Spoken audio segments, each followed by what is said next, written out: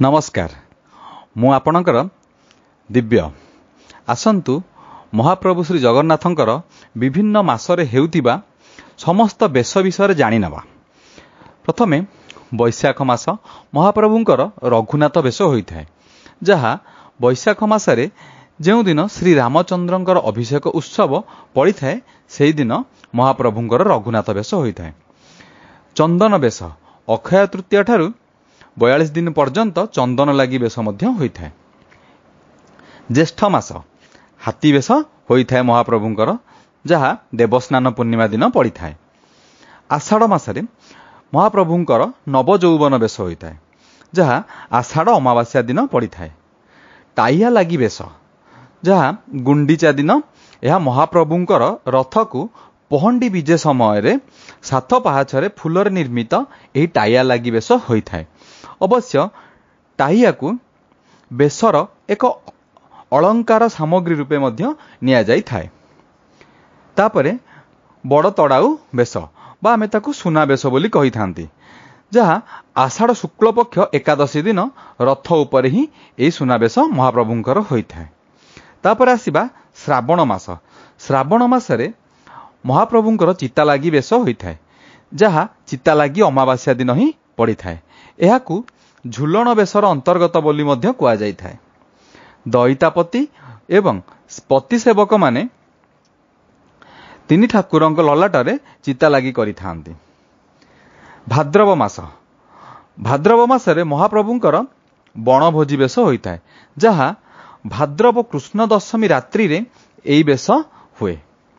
कालिय दलन बेश भाद्रव कृष्ण एकादशी दिन एई बेश पालन करा जाए। प्रलंबासुर बद्ध बेश भाद्रव मास कृष्ण द्वादशी दिन एई बेश होता है। राम बलराम बेश पूर्वे यह गिरी गोवर्धन बेश रूपे परिचित हेउथिला। तापर आसीबा आश्विन मास। आश्विन मासरे महाप्रभुंकर राधा दामोदर बेश होता है। यह आश्विन शुक्ल एकादशी ठारू कार्तिक शुक्ल दशमी पर्यंत एई बेश होता है। तापर कार्तिक मास। कार्तिक मासरे महाप्रभुंकर हरिहर बेश होता है, जहाँ दीपावली अमावास्या ठारू आरंभ करी कार्तिक पूर्णमी जाए प्रति सोमवार एई बेशटी अनुष्ठित होता है। कार्तिक शुक्ल एकादशी दिन ठियालिया बेश बा लक्ष्मी नारायण बेश महाप्रभुंकर हुए। कार्तिक शुक्ल द्वादशी दिन बांकचूड़ बेश बा बामन बेश होता है। कार्तिक शुक्ल त्रयोदशी दिन आड़किया बेश बा त्रिविक्रम बेश बोली कुआ जाई थाए। कार्तिक शुक्ल चतुर्दशी दिन डालिकिया बेश बा लक्ष्मी नृसिंह बेश महाप्रभुंकर होता है। तापरे कार्तिक पूर्णमी दिन महाप्रभुंकर राजा राजेश्वर बेश होता है बा सुना बेश होता है। मार्गशीर मास दिन मार्गशीर मासरे महाप्रभुंकर शुद्ध बेश होता है, जहाँ कृष्ण त्रयोदशी दिन अदिति और काश्यपंकु श्राद्ध प्रदान करि थांती। घोड़ा लागी बेश मार्गशीर शुक्ल षष्ठी ठारू बसंत पंचमी पर्यंत प्रत्यय घोड़ा लागी बेश करा जाए। पौष मास पुष्पाभिषेक बेश बा राजेराजेश्वरी बेश, जहाँ पौष पूर्णिमा दिन एही बेश करा जाए महाप्रभुंकु रामचंद्र रूपे आराधना करा जाई थाए। माघ मास। माघ मासरे महाप्रभु पद्मवेश होइथांती, जहाँ माघ अमावास्या ठारू बसंत पंचमी मध्यरे बुधवार बा शनिवार पड़िले एई बेशटी होइथाए। नवांग बेश। नवांग बेश मकर संक्रांति दिन अनुष्ठित होइथाए। गज उदाहरण बेश माघ पूर्णमी दिन महाप्रभुंकर एई बेश होइथाए। जमा लागी बेश बसंत पंचमी ठारू फाल्गुन शुक्ल दशमी पर्यंत महाप्रभुंकर जमा लागी बेश होइथाए। फाल्गुन मास। फाल्गुन मासरे महाप्रभुंकर चाचेरी बेश होता है, जहाँ शुक्ल एकादशी ठारू आरंभ करी चतुर्दशी पर्यंत एही बेशटी होता है।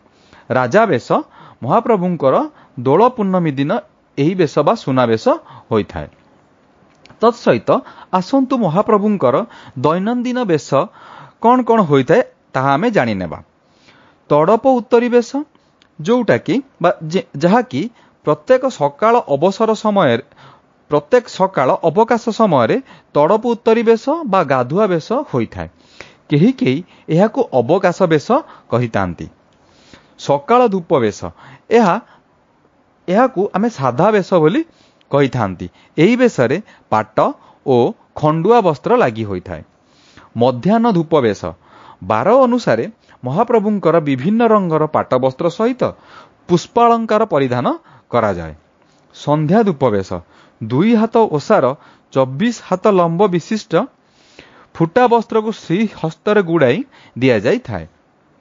ତାପରେ ଆସିବା ବଡ଼ସିଂହାର ବେଶ ବା ପହୁଡ଼ ବେଶ ବା ମହାପ୍ରଭୁଙ୍କର ଏହା ନିତ୍ୟ ଶୃଙ୍ଗାର ବେଶ ବୋଲି କୁହାଯାଏ। ମହାପ୍ରଭୁଙ୍କୁ ପୁଷ୍ପାଳଙ୍କାରରେ ସଜାଇ ଦିଆଯାଇଥାଏ। ଉପରୋକ୍ତ ବେଶ ପ୍ରଭୁ ଶ୍ରୀ ଜଗନ୍ନାଥଙ୍କର ପୂଜାନୀତି ତଥା ଉତ୍ସବାନୁଷ୍ଠାନ ମାନଙ୍କରେ ମଧ୍ୟ କରାଯାଇଥାଏ। ମୁଁ ଆଶା କରୁଛି ଆପଣମାନଙ୍କୁ ସବୁ କୋଉ କୋଉ ମାସରେ ମହାପ୍ରଭୁଙ୍କର କେଉଁ କେଉଁ ବେଶ ହୋଇଥାଏ ପ୍ରାୟ ଅଳ୍ପ ବହୁତ ଜାଣିନେବେ। ଯଦିବା କୋଉଠି କିଛି ମୋର ଭୁଲ ଥିବ କିମ୍ବା ଆପଣ ଆଉ କିଛି ଜାଣିବାକୁ